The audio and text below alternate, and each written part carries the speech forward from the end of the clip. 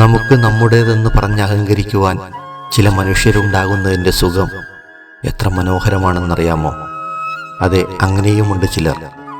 നമ്മൾ പോലും അറിയാതെ നമുക്കത്രമേൽ പ്രിയപ്പെട്ടവരായി മാറുന്ന ചിലർ.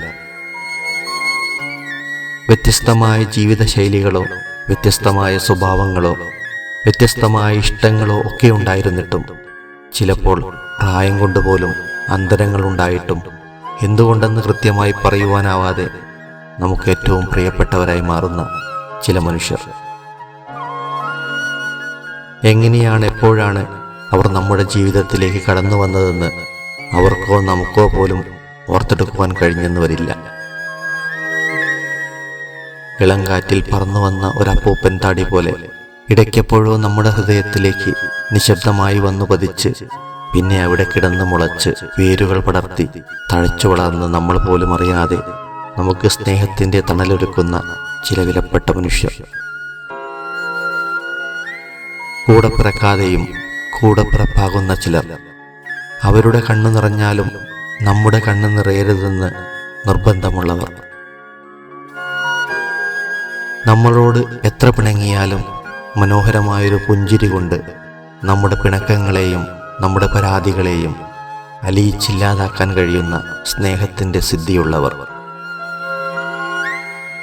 കർമ്മം കൊണ്ട് രക്തബന്ധത്തെ പോലും നിഷ്പ്രഭമാക്കി കളയുന്നവർ.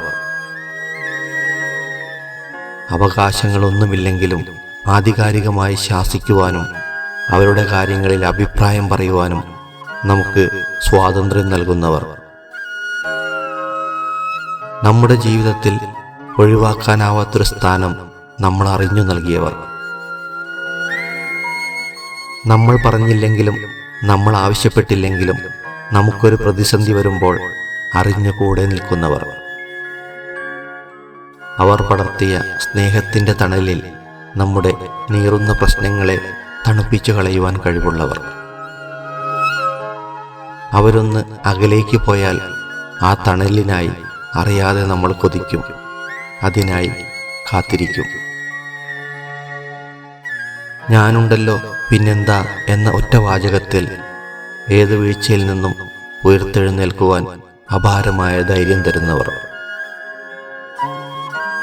ഈ ജന്മത്തിൽ കൂടെ പിറക്കാൻ കഴിഞ്ഞില്ലെങ്കിലും അടുത്തൊരു ജന്മമുണ്ടെങ്കിൽ കൂടെ പിറക്കണമെന്ന് നമ്മൾ ആഗ്രഹിക്കുന്ന ആത്മാർത്ഥതയുടെ ആൾരൂപമായ ചില മനുഷ്യർ.